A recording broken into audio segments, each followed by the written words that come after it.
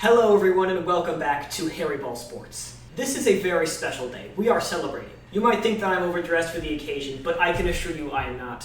In Week 11 of the NFL season, the New Orleans Saints will not play. No Saints. Saints bye week. I kind of figured anything less than the full suit would be a disrespect to the occasion. This is a big day for the show, and a big day for me personally. Every week I have to get my synapses firing to critically analyze the Saints, to just do the predictions, and this week there is rest. And so forgive me if I went formal with it. I will still have to talk about the Saints game that happened this week. You can see it on the screen there. That's a shame. However, from this point on, I will try to minimize the Saints talk as much as I possibly can for the video. Keep it pure. Before we move on though, I've got a few more things to get out of the way. First things first, I got a DM today from someone who lives in France and just wanted to say that he liked the show. It's nice to think the show could reach outside the States, but it's also just, he said a lot of nice things to me. Cybrain is an official friend of the show. And also shout out to France. Just a few more things here before we start. Stefan Diggs, he is currently expecting 4 kids with 4 different women. That's a Hall of Fame numbers. He's competing with Tyreek Hill and Phillip Rivers at that point. And yeah, they have a lot of kids, but he has 4 coming at once. He's moving different. We've never seen a receiver like this. Secondly, this is from the official NFL Instagram account, by the way. This isn't just me making it up. The Giants are going to start Jameis Winston this week. And that means over 4 consecutive quarters of football, last week and this week, they will have started Jackson Dart, Russell Wilson, and Jameis Winston. A lot of people, including myself, in the offseason were like, Giants, what are you doing? You have 3 quarterbacks on the team. That's ridiculous. No one ever goes through 3 quarterbacks. Who's laughing now? Not Brian Dable, because he got fired, but everyone else is laughing now. Especially Jameis Winston. So really, I don't know what to make of this team anymore. Obviously, I'm excited to see Jameis play. I'm a big Jameis head. But really, what is going on with that team? I do always love to see a team, just as like an organization, struggle and embarrass themselves, whatever that might look like. However, I do get not starting Russell Wilson. Alright, on to some regular Harry Ball Sports stuff. Starting with Raiders versus Broncos. This game was a perfect mirror image of the Monday night game. Week 10 opened and closed with a dud. This felt like a quintessential Broncos performance for this year. It was a great defensive showing. They're stubborn and agile and consistent, but wow, the offense. The defense let in 1 touchdown in the first quarter, then it was lights out all night, while Bo Nix threw 16 completions for 150 yards, 1 touchdown, and 2 interceptions against the Raiders. Also, on 5 rushing attempts, he ended with -2 yards, so actually he had less than the 150 he threw. Everyone has weird games, but this should be concerning to Denver. This is the year they're supposed to beat the Chiefs and win the division and finally meet their destiny, but the Chiefs put up 40 on the Raiders. It was a 40-0 blowout. The Broncos look like one of the worst 8-2 teams in recent memory. They kind of remind me of last year's Vikings. They went 14-3 and looked great all season against bad teams, but then just fell apart in the playoffs upon the first bit of pressure. And I kind of sense that in the Broncos' future. Last year they lost to the Bills in the first round, which is fair. I mean, the Bills are a good team, but can you really tell me you think it's going to be different this season? Broncos are on fraud watch. I don't want to have to come back next week and put them on full fraud alert, so please do not make me. So simultaneously, I think these 2 things about Falcons Colts. Jonathan Taylor is easily the best back in the league right now, a serious contender for MVP. Full stop. 2, despite this, the Colts deserved to lose this game. So on point 1, Taylor ran for 3 touchdowns and had almost 300 yards. I think if MVP voters would ever even consider a non-quarterback for the award, he would easily be winning. On the second point, the Colts are showing cracks for the first time. They needed a massive one-off play from Jonathan Taylor and a clutch late-game forced fumble to take this game to overtime. Obviously, there's something to be said about winning close games, but we would want to see this be a more dominant win. I don't want that team to be dead in the water, and they could have really used the win here, but I think it's a good performance they can feel alright about. This was a great game, though. I think it was a good treat for the international audience. I'm happy it was this and not Broncos-Raiders that was the big international game, because I want to see this continue to spread. I mean, let's get one in France. Shout out to France again. So on to Browns-Jets. This game had a 99-yard kick return for the Jets. That was immediately followed by a 3-and-out from the Browns, and then a 74-yard punt return touchdown for the Jets. That is a disaster. I think if you're the Jets, it's super nice to give your home fans a win. I think they didn't expect to see one this season. So there's some little kid who's a Jets fan out there. This is his first time seeing the Jets win, so good for him. Thing is, this was a close game, but I wouldn't call it good defense, more of a bad offense situation. But at least it came down to the wire. Will McDonald had a very impressive 4 sacks in this game for the Jets defense. I think he might have saw Myles Garrett on the opposing sideline and decided to just chase his record from a few weeks back. Bad matchup, but good game. Congrats, Jets. Saints-Panthers, I know, the Saints, I'll keep it quick. I almost feel like I should lose the tie for this part, but I'm not gonna. Great game for Tyler Shuck. I'm kind of surprised at that because the Panthers had looked pretty real so far this season. And it's the first dud that we've seen from Rico Dowdle this year. He's been on like a Linsanity run, so it's weird to see him fall back down to earth in this game. And I'll say Bryce Young needs to look good against a team like this. We've seen him look okay against okay teams, but bad against bad teams. That doesn't make sense, and I don't know what to do with that. All right, on to any other game, please. Pats Bucks. First of all, isn't it crazy that the Broncos have the same record as these Patriots? Like, I have so much more respect for these Pats and for the Broncos, but same record. It just feels weird. This was a pretty great back and forth. We had the Stephon Diggs toe tap as the half ended. He's going to show that one to his kids one day. And we had a really out-of-character red zone interception by Drake May that kind of turned this back into a close game. Baker also threw another great game despite all the injuries on the team. Nice to see Igbuka come back, and I look forward to seeing him work his way back into the offense more. I'm glad this game delivered in terms of entertainment value, and I do expect to see both these teams make a deep playoff run. Wouldn't it be such a cool Super Bowl matchup to see Pats versus Bucks? On to Ravens-Vikings, kind of a weird offensive game for Baltimore. Lamar had under 150 yards and just one passing touchdown. Justice Hill had 1 yard and 1 touchdown on his 1 carry in the game. And the other 13 points came from the kicker, and that's with him missing one. So just a weird Baltimore game. I like what I see from JJ McCarthy. He kind of had a rough game, but there's a lot of potential there. And I think most importantly, he will just rip the ball when he sees something downfield. He kind of has a bit of Jameis Winston in him where it doesn't matter what happens, he's going to be fun. Whether it's like a beautiful deep ball or having like less than a 50% completion rate, which happened in this game. No matter what, he will be fun and play with his heart, not his arm. It might not be this season where the Vikings start to see this offense really come together, but they're heading in the right direction. And it's great to see the Ravens kind of clawing their way back to playoff contention. If they really want to do it, it's going to be super important to win the upcoming division games, but they're almost back to 500, and at that point, it's a fresh slate. All right, Bills-Dolphins, this one pissed me off. The Dolphins snapped a 7-game losing streak against the Bills, and not even casually, it was like a blowout. It was worse than the score would have you believe, actually. Dolphins defense played super well here, surprisingly. They had 3 turnovers and a bunch of pressure on Josh Allen. And the turnovers are especially surprising because the Bills are usually a pretty conservative team. And it's weird to think we could have seen Jalen Waddle suit up for the Bills in this game if the trade had gone through last week. Also, here's a look at McDaniels mocking Bills fans after the game. On to Giants-Bears. This is one of a few late-game collapses we've seen for the Giants this season. Also, I could not believe my eyes to see Russell Wilson come in this game. I feel like it's getting more and more shocking to see him as time goes on. He took a crucial sack in the fourth quarter, obviously, which, followed by a botched punt, kind of sealed the loss for the Giants. At this point, Jackson Dart has been evaluated for concussion 4 times this season, so I do kind of get the change to Jameis Winston, especially after seeing Russ do that, but it's just kind of weird. Feels like there's a lot of structural issues kind of everywhere with the Giants, like maybe the O-line isn't blocking well enough for their young quarterback, maybe the organization doesn't have a long-term plan. They'll figure it out, but it's just a strange era for the team. I like seeing Rome Odunze get back in the game as well. It kind of sounded like he wasn't thrilled with his lack of targets the week before, and obviously a diva wide receiver isn't good for any team, so it's kind of nice to shut that down early. In a lot of other divisions, I would say that this Bears team has a good path to the playoffs, but in the NFC North, I feel like they're going to have limited success. I mean, the Packers and the Lions and the Vikings just kind of present a big obstacle if you actually want to go anywhere in this division, and I just don't think the Bears are up for it at this point. All right, on to Texans-Jags. So Texans-Jags was an even worse late-game collapse than the Giants. The Texans, with Davis Mills, scored 26 points in the fourth quarter to come back and win it. The offense turning the corner all of a sudden, and the defense just keeping Trevor Lawrence off the field for the entire quarter allowed for a really surprising turn that kind of didn't look like the rest of the game at all. And it wasn't even just a few big plays. They got outplayed so hard in one quarter that they lost, with a 19-point lead or something like that. And I think that's worse than like the Minnesota Miracle, for example. Because at least that had more to do with luck and like an act of God than it did with bad tackling. But this was just a textbook collapse. Also, sorry to bring the Saints back into the video again, but it's them losing historically, so I kind of feel like it's fine. See, the Cardinals had their collapse early in the game, like a real football team. JSN and the Hawks offense went into halftime with a 38-7 lead. And with 44 points, you would kind of expect JSN to have a bigger impact and like more fantasy points in a win like this. But actually, the Hawks only felt the need to pass 12 times. They went with the far inferior but far safer run plays pretty much all game. What's crazy though is the Seahawks with 46 rushes across 7 different players and 44 points only had 198 rushing yards, which is about 50 less than just Jonathan Taylor himself. DeMarcus Lawrence did have 2 scoop and score touchdowns to account for 14 of those points, to be fair, but that is an abnormal stat line. Seahawks were just the better bird. Now on to a game with the same score, Lions-Commanders.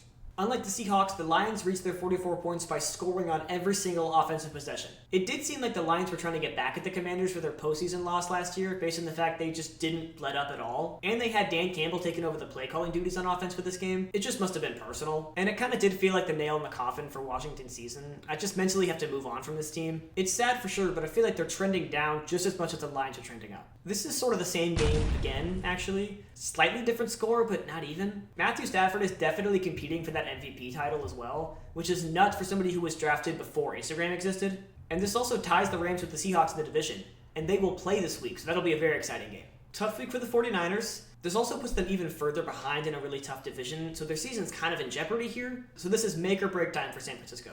Alright, last week I said, quote, there are no cracks in Aaron Rodgers' game, and I was just proven immediately wrong by seeing those cracks in full display on primetime. He was both overthrowing and underthrowing receivers all night, and he could not perform under pressure.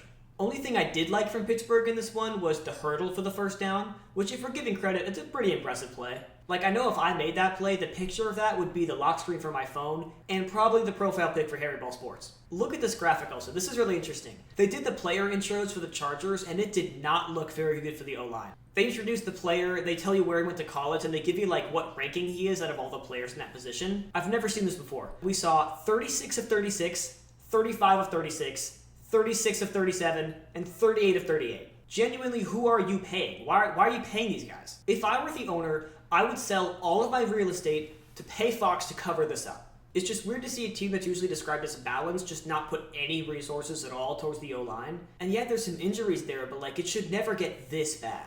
That alone takes away a lot of my faith in this Chargers team. To close off the week, we had a dud. I mentioned this before, but it perfectly mirrors the Thursday night game. Also, that begs the question, what is going on with primetime games? There have been some fine ones this season, but the majority of them are horrible. They're either one-sided or low-scoring or nonsensical or just like not fun. I mean, even Steelers-Chargers had a little bit more to it, but it just wasn't a fun game to watch. Somehow they just make them boring. I want to know the steps required to get the job of the person who designs the NFL schedule, or at least designing the algorithm. I think if it was me, we would not see Jets-Dolphins or Cardinals-Cowboys. Or this Jets-Patriots game. This wouldn't have made sense now, and it wouldn't have made sense preseason. I don't know why this is a primetime game. Anyways, this was an uncharacteristic game for both these teams. We entered the fourth with a score of 3-0. That was primarily due to turnovers and poor execution and inefficiency on offense for both teams. And so obviously everybody left this game pissed. The Eagles defense was good on this one. It would have been super easy to slip up just once and this game looks a whole lot different. Again, not really a game that was worth watching, but I guess the defensive coordinators can feel good in the Wednesday meeting.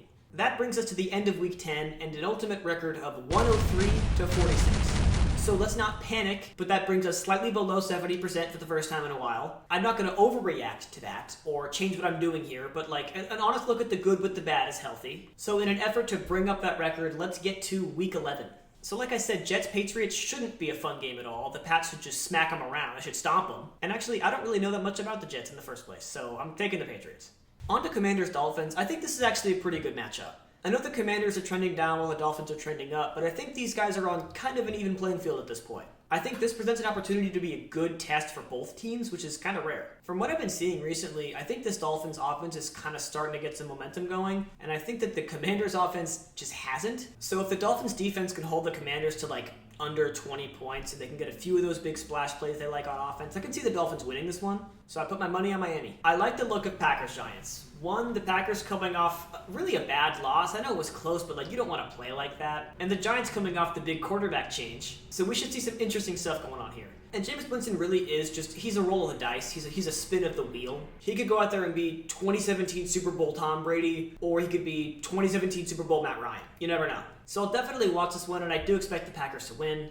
I would love to see the Giants prove me wrong, and weirdly enough, teams this season are doing pretty good without their starting quarterbacks. So there is a path here for the Giants, but I don't feel comfortable taking them just yet. I got the Packers. I'm really happy we avoided Texans-Titans being a primetime game, because honestly, seeing how it's been this season, that's very possible. I've kind of fully given up on the Titans.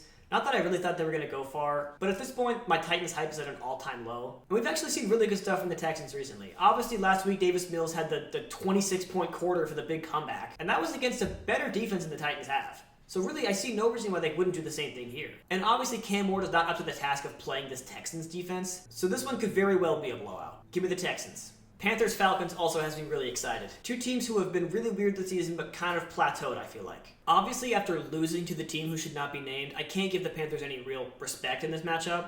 And I know I've publicly denounced the Falcons, but if I look deep down, there's kind of still some belief there. And I'm going to nurture that belief this week and pick the Falcons. I'm going to delude myself by saying it's because I like Bijan and it's at home, but really it's just that I can't let the Falcons go. Atlanta. On to Bears-Vikings. I mentioned this earlier, but this division is super tough and they play each other super hard. So this type of game is always exciting. The Bears have earned some respect in the past 2 weeks for sure. I know we got DeAndre Swift getting more healthy. I think the offense looks just a lot better in general. They're better at time management. The execution is better. Caleb looks more confident in the pocket. A lot of good stuff going on over there. And the Vikings are actually pretty unproven at this point. We just got J.J. McCarthy back, and like I said, he's kind of a loose cannon. So weirdly enough, I like the Vikings kind of a lot better than the Bears, but I'm going to pick the Bears here. The thing is, I at least know what I'm going to get with this team, whereas I kind of still don't with the Vikings, so I got to pick Chicago. Chargers-Jaguars, I can't believe we're still in the 10 a.m. games. Both these teams kind of leave a bad taste in my mouth right now. The Jaguars had the collapse last week, and the Chargers O-line we already discussed. So really this one's kind of a coin flip. I'm not going to do a coin flip because I did that a couple weeks back and I lost. So me and the coin have beef right now. But I do see it as a 50-50. And I got to pick one, so I'll just give it to the home team. I got the Jaguars. Obviously, both these teams also coming off a loss, looking kind of the worst they've looked all season, especially for the Bills. So the win is probably super important to both organizations. I think the Chiefs win really rubbed off on me and made me see the Bills in a positive light. Almost so much so that I want to pick them even after losing to the Dolphins. The Bills have more of their weapons intact, and they're playing at home. And while I like Baker to go put up a lot of points, and I think this is going to be a close game, I think the Bills got it. Doesn't really feel super fair to the Buccaneers, but that's life. That's Harry Ball sports. Game of the Bills. Bengals-Steelers has to be a huge game, considering it's just a big divisional matchup. Looks like the next 4 here are all divisional matchups. We're eating good this week. If I'm ignoring last week, I like the Steelers a lot better than the Bengals. Yeah, the Bengals offense has been popping, but I just cannot trust that defense at all. The last time these two teams played was super exciting, so I expect to see nothing different here. Really, I'm going into this, I don't care who wins, I'm just excited to see it. I'll give this one to the Steelers. I know they won last time. I just think they're a bit more of a consistent team. I know I said this last week and it kind of bit me, but I like Aaron Rodgers a lot. There's no cracks in his game, but I will take the Steelers in this one. On to Niners-Cardinals. I like what I see from both these teams, despite them not really looking like playoff contenders. I just kind of think the Niners are a really bad matchup for the Cardinals. Both teams are dealing with injury and have a backup quarterback. Plus, the presence of Christian McCaffrey, it weighs on me a little bit. So even though I'm not super confident in it, I'm going to give this one to the Niners. This is a real contender for my game of the week right here, Seahawks-Rams. Both these teams have been so impressive. Not that I thought they'd be bad, but not this good. The Seahawks defense has held up super well, and honestly, Sam Darnold looks better here than he did with the Vikings, so that's saying something. And the Rams look great, but I do feel like this team is beatable. And honestly, the Rams defense is not my favorite in the league. Give me Seattle. Another game of the week contender right here. I think if you asked me 2 weeks ago, I would have given this one to the Broncos easily, but the Broncos have looked really strange in the last few weeks. I think the Chiefs can put up some points even against a really good defense, and I kind of just don't think the Broncos offense can do the same. I believe in the defense for sure. I know Denver doesn't want to hear it, but I still don't think they can beat the Chiefs. If you want me on your side, then prove me wrong on Sunday. I gotta take Kansas City. Ravens-Browns, another divisional game, but nowhere near as exciting because I feel like this one's pretty obvious. I like the Ravens so much. I like the way I put it last week. I think they have so many guys with big talent that if even one person has a great game, they'll just win. So for the sake of time and the sake of it being obvious, give me the Ravens. I hate to overuse it, but this is another contender for game of the week. It's a really good end to this Sunday. These are both powerhouse teams. I think these are a lot of people's playoff contenders. This is a primetime game.